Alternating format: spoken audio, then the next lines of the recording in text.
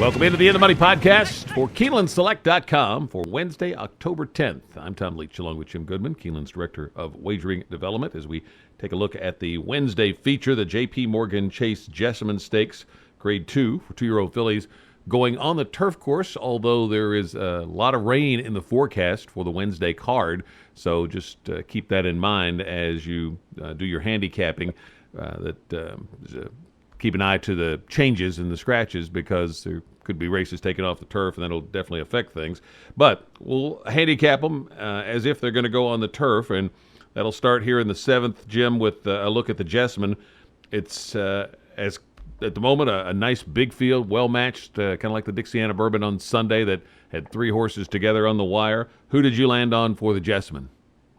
I think this could happen as well. I think it's a well-matched field with some horses that just broke their maiden, and the horses that have only run a couple of times that you never know how much they're going to step up. So, Concrete Rose the 4 is my choice for Rusty Arnold.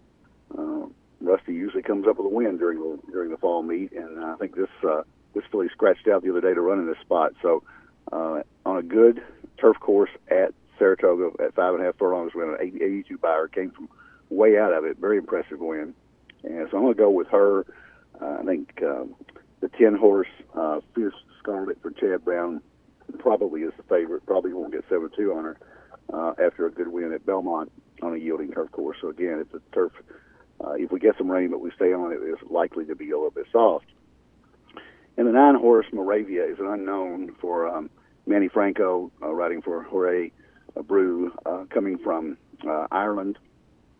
And you never know those horses coming over here, but she's probably got a shot, so I threw her in there. So I'm going to go 4-10-9 in the J.P. Morgan Chase Jessamine. I ended up on Princessa Carolina. Kenny McPeak's 2-year-olds have been running great. This one's turf debut at Saratoga was impressive.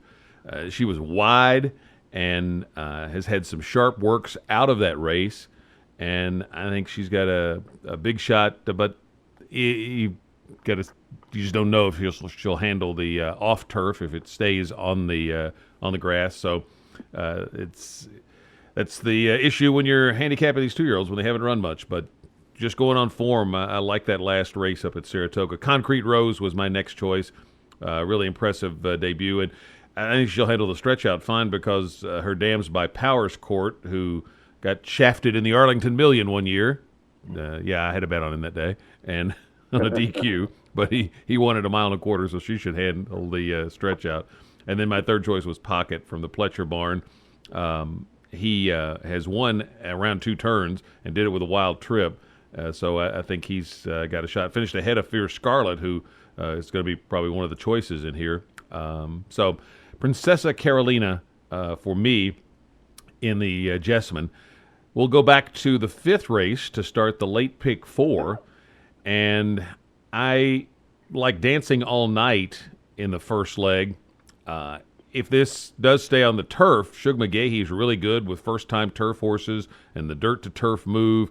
But if it comes off, her price will probably drop. But Shug's good on the sprint-to-route move, and I think this horse has flashed some potential before. So I thought she had a shot to move up on the turf, but I think she's still a real main contender on the main track.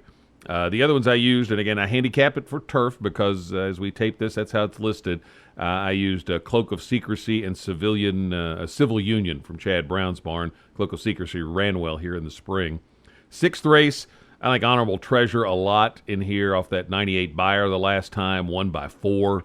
Another one from the McPeak barn, and he looks like he really exploded and found his best form last time. If he runs back to that, it's hard to see him losing. I did include Bal Harbor for a second choice here in my pick 4.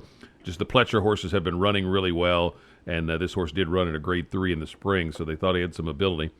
I mentioned the 3 I like in the Jessamine. In the last leg, I used 4 horses, but there's a price horse in there I like a good bit, and that's Here's Carlos, the 10, a lifetime best buyer of 73 last time out off a short layoff, then moves up off that effort. Pressed a fast pace that day. I went back and watched the race, and he was between horses going all the way around the turn. That's kind of a tough spot. He kind of fought his way through that and was really game, and I think that was a much improved effort. I think he can come right back with something close to that. Looks like he's in peak form, and I think he's got a big shot in there at a bit of a price. But I also used House of Commons, the 2 Zip Van Winkle, the 3 Moquette's Barn's been doing really well in the early days of the meet, and then Halley's Hero for Ben Colebrook, who won the Claiborne Breeders' Futurity. I thought this horse could improve a little bit as well. So 2, 3, 8, 10 in the last leg for me. How about you? Okay, pick 4, again, turf races, making sure that they're staying on the turf, and I did handicap them for turf as well. But the first leg, you make a good point about Dancing All Night. If it comes off the turf, I think she becomes a big favorite. I'm going to use her. My top pick in here, though, is Civil Union. Again, Chad Brown was a first-time winner at Saratoga, coming to Keeneland trying to take all her money. So I'm going to take Civil Union on top.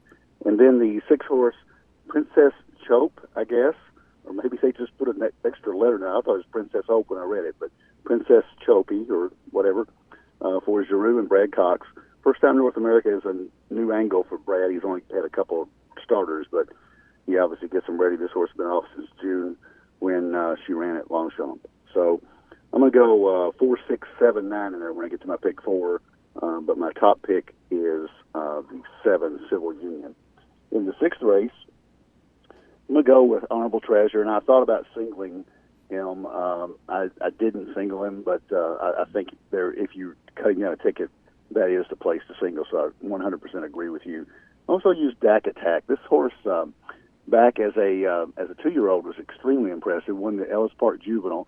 Something obviously went wrong, didn't run after August 20th until January 6th at Gulfstream in the Mucho Macho Man and ran a non-threatening third. So I don't know what's going on with him. He's got a lot of back class, and Dale Romans gets him ready off the layoff. So I think that you got to look at Dak Attack in there as a shot as well.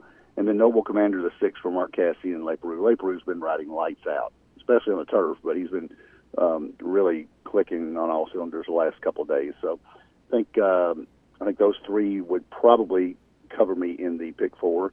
Then in the 7th race, the feature, we talked about, I'm going to use 4 horses. We use 3 horses. I'm sorry, Concrete Rose, the 4, the 10 horse Fierce Scarlet, and the 9 Moravia.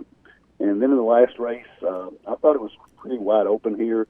I didn't use the long shot that you've got, but I went 2, 6, 7, 8 with House of Commons, the 2 being my top pick, the 6 Strolling, the 7 Teletap, and Halley's Hero, the 8. Colebrook has had a couple of surprises this race meet, so go 4 deep there. So my pick 4 looks like this: 4, 6, 7, 9 with 2, 6, 9 with 4, 9, 10 with 2, 6, 7, 8. I believe that is $72. No singles. If you want to cut it way down, I can see singling the 9 in the second leg, but that was my ticket. Best of luck with your Wednesday wagers. Remember to keep an eye on the weather as you finalize your tickets, and we'll be back for a look at the Thursday card here on the In the Money podcast from KeenelandSelect.com. All right, I'll do that here. Because I was going to write it down, and I didn't get a chance to. Almost lost my voice there in that first leg of it. Okay, here we go. Hard not to cough, isn't it? Yes, it is. We'll get to learn that. Here we go. Let me knock this out real quick. Okay, you're going to do it. Okay.